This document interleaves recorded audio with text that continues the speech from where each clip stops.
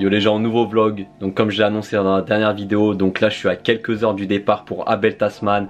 Donc c'est un grand parc national qui est vraiment réputé pour ses treks. Donc ça s'étend sur 54 km que je devrais faire logiquement en 5 jours si je parviens au bout. Donc l'objectif ça va être vraiment de prendre sur moi et donner le maximum, sachant qu'on aura aussi un sac très lourd sur le dos avec les tentes, enfin tout ce qu'il faut quoi. Là la pluie en plus se mêle au trek, ça va être très chaud. Mais je vais essayer de parvenir au bout. Je pense que c'est une très bonne expérience pour les randonneurs accomplis. Ça c'est rien du tout, mais moi c'est la première fois que je fais ça dans ma vie. Donc je vous cache pas qu'il y a un petit peu de pression, mais ça va être un challenge et je vais essayer de le relever. Donc là on arrive enfin à l'entrée. C'est ici que tout commence. Donc j'ai seulement 2 batteries pour 5 jours, ça va être très compliqué. Donc je vais essayer de ramener un maximum d'images. Donc là on est parti, regardez comme on est chargé. 2 gros backpacks. Et allez, let's go. Allez, la belle.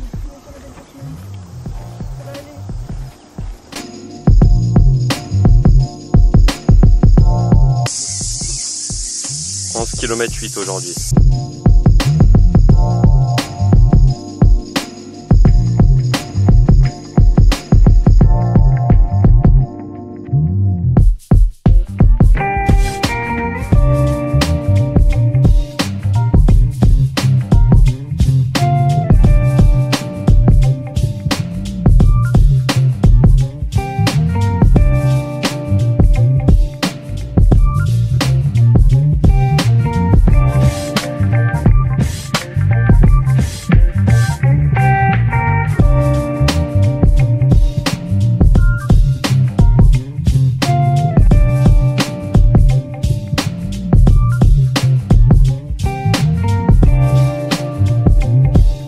On arrive sur la première plage où on va s'arrêter.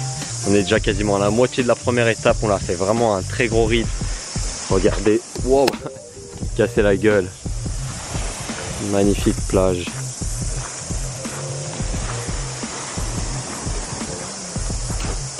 Voilà, donc là on va profiter. On est vraiment en avance par rapport à ce qu'on avait prévu.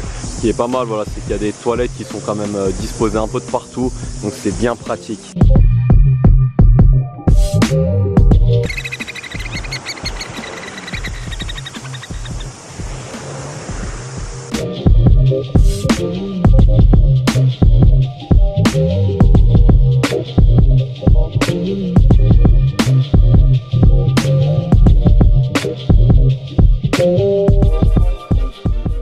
Donc là on est reparti encore à peu près 7 km en 2 heures et quelques, on devrait le faire.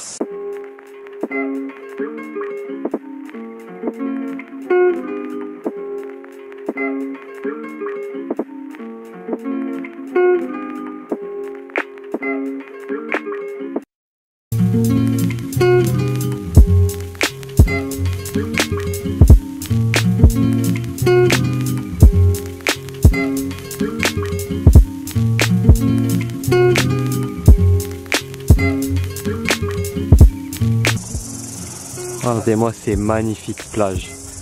Et il y en aura tout au long du trek. C'est superbe.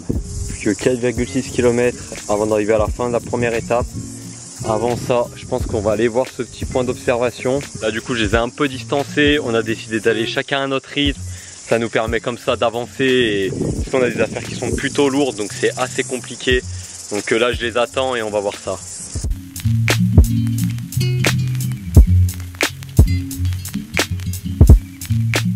Donc moi je vais repartir. Ils ont décidé de rester un petit peu. Donc en gros, là on va se rejoindre à l'étape finale. Et là dès qu'on aura des points d'observation hautes, on laissera les sacs. Je pense que ça craint rien. Allez, c'est reparti.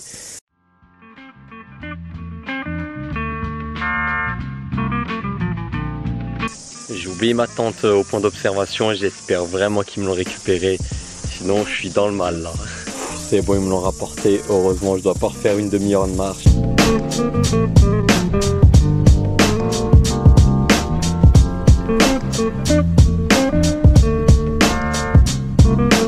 Nouveau point d'observation.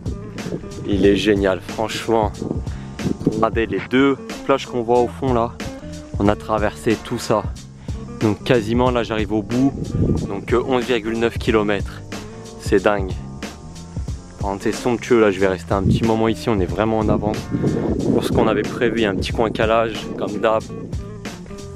Regardez ça, c'est somptueux.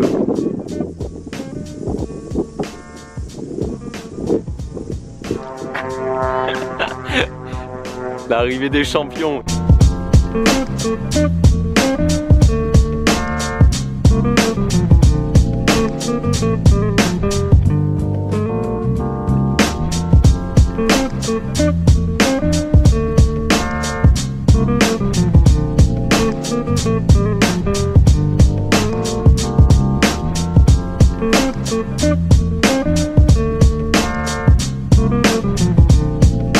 Je crois qu'on arrive là.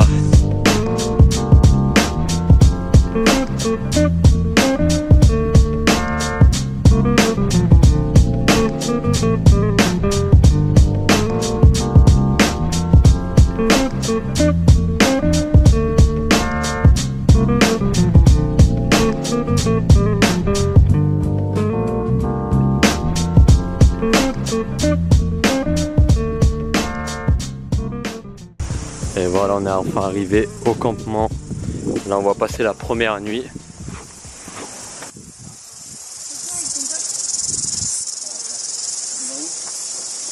Accueilli par une petite statue maori. Donc c'est là où on va se poser je pense. Et là il y a énormément de campeurs déjà. Et là ils ont des tentes de compétition. Nous sommes partis atelier montage de tentes. On l'a jamais fait avec Nico. On va suivre donc Annabelle qui est une experte apparemment, de génération en génération.